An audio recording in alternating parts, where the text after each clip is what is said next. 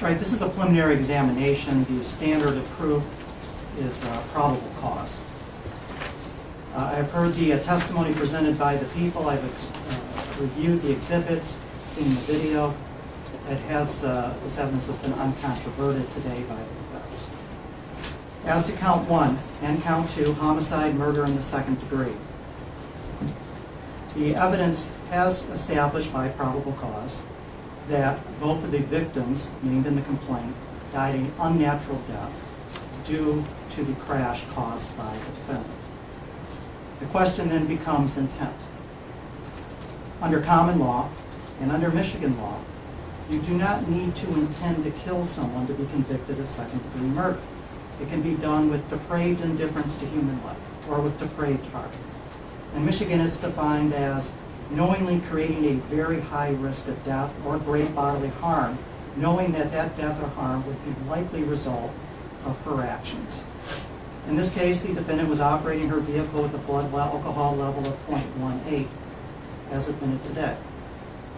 She was driving at a high rate of speed, almost 45 miles an hour in a 25-mile-an-hour area. She did this after she crashed into another vehicle, as the video showed. She was accelerating towards the building where the victims were located.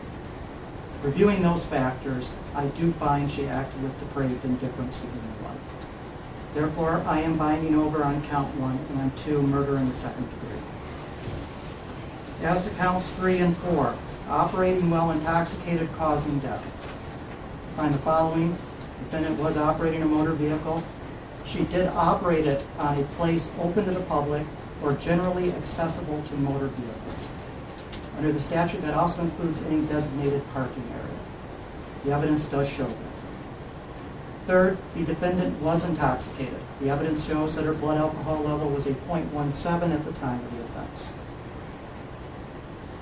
Fourth, the defendant voluntarily decided to drive knowing that she consumed alcohol.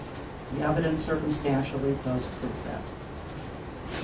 Fifth, that the defendant's operation of the vehicle caused the death of the 2 named victims as to these counts.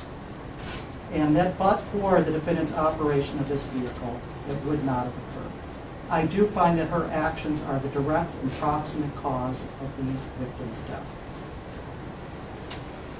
As to counts 5, 6, 7, 8, and 9, operating while intoxicated causing serious injury, incorporate all of my prior findings as to those elements. I also find all of the named victims, through their testimony and through the medical evidence, shows that there has been a serious impairment of bodily function as defined by MCL 257.58C. Therefore, the defendant is bound over to the 38th Circuit Court to stand trial on all charges.